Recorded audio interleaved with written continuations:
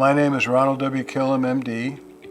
I've been practicing in East Houston for about 35 years. I spend about half the time running a clinic, and I spend the other half of the time running a hospitalist group.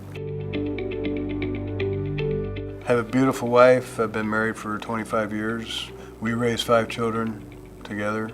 The last one is one that we had together. It's a blended family.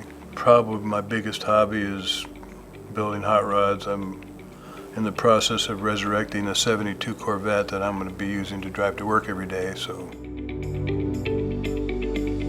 believe it or not, it was kind of like the path of least resistance. I mean, it was so, the whole human condition. I mean, I wrote my first term paper on human anatomy when I was in 6th grade. I've just been fascinated with, with human physiology, and I guess probably working on cars is kind of a natural, I tell my mechanic friends that, treating humans is kind of like, fixing cars, except we have to work on them while they're still running.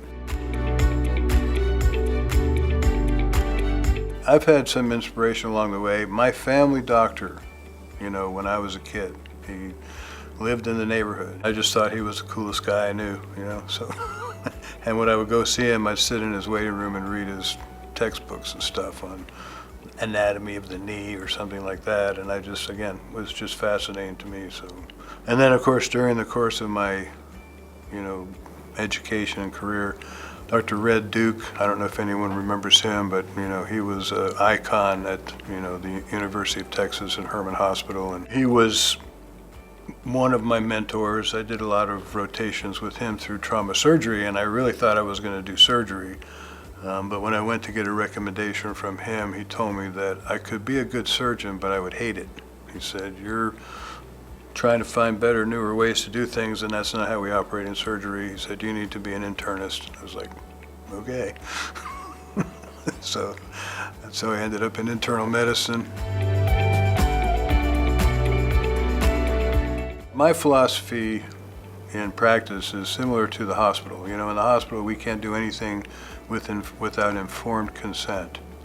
Well, the same thing should apply in the doctor's office. My patients all know exactly how their medicine works, why they're taking it, so that they can be a partner, in their care. If you don't know why you're taking medicine, you're not as likely to take it. And so I do a lot of education.